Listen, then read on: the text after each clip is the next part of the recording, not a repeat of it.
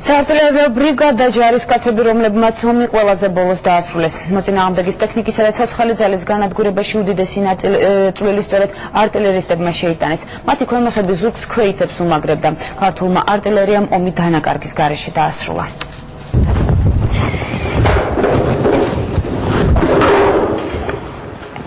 ეს არის რუსული წარმოების ჭურვები, რომელიც რუსულ კოლონებს ანადგურებდა. არტილერისტები მტერს ძირითადად მათივე წარმოების იარაღით ანადგურებდნენ. თემურ ძიძარია ქართულ არმიაში ყველაზე მსხვილკალიბრიანი ქვემეხების ბატარეას ხელმძღვანელობს. მისი ქვეტერაყოფის თითო დანადგარმა ომის დროს მინიმუმ 225-ჯერ გაისროლა. მიზანს თითქმის ყველა 100 კილოიანმა ჭურმა მიაღწია.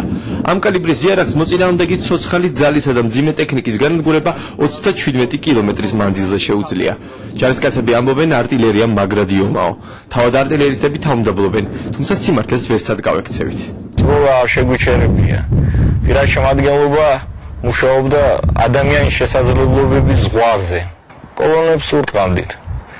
კოლონების როგორც კორექტიროვშიკები ამბობდნენ, ესეთი ზუსტი ცეცხლი ფაქტიურად შეუძლებელი იყო ამის გაკეთება.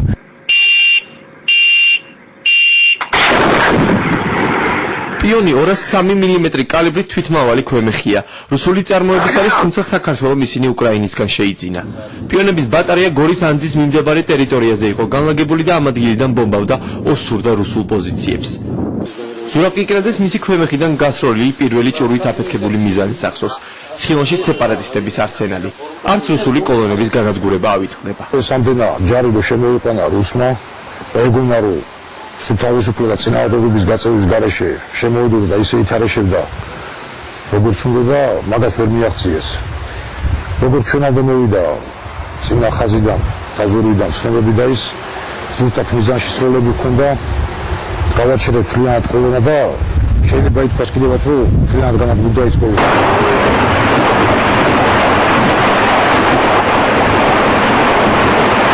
არტილერია მოწინააღმდეგეს სხვადასხვა კალიბრის იარაღიდან ესროდა. როგორც ჯარისკაცები ამბობენ, ყველაზე კარგად რუსულმა პიონებმა და ებრაულმა გრადლარებმა იმუშავეს.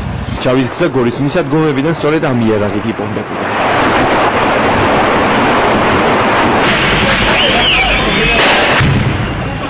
ესკადრების შინაგან საქმეთა სამინისტრომ ცხინვალში 8 აგვისტოს გამთენიისას გადაიღო. სეპარატისტები ამ დროს მხოლოდ რამდენიმე საცხოვრებელ კორპუსში იყვნენ გამაგრებულნი. დღის ბოლომდე ცხინვალზე რამდენიმე შეტევა განხორციელდა.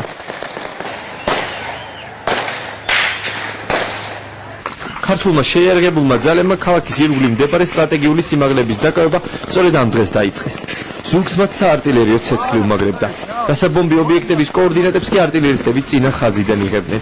ქვემეხები ფაქტობრივად არ ჩერდებოდა. ყველა მისე გამოიჩინა თავი, რომ საერთოდ ვერ მოიფიქრებოდა და ვერ წარმოიდგენდა კაცი. ყველამ გააკეთა თავდაუზრუნველად თავის გასაკეთებელი საქმე. რაც უნდა გავაკეთებინა, გავაკეთეთ თითქმის 10-ჯერ და 20-ჯერ მეტი. არტილერია მომიფაქტობრივად დანაკარგების გარეშე დაასრულა.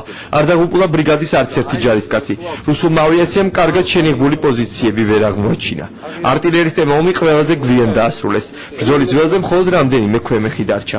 რუსებმა ნადავლის განადგურება სცადეს, თუმცა ესეც არ გამოუვიდა. ეს ქვემეხი იყო დარჩენილი ბაზაზე რეზერვის ვარიანტში. რუსები რო შემოვიდნენ, აღმოაჩინეს ქვემეხი, გამოათრიეს ბოქსებიდან. გაყვანა ვერ შეძლეს.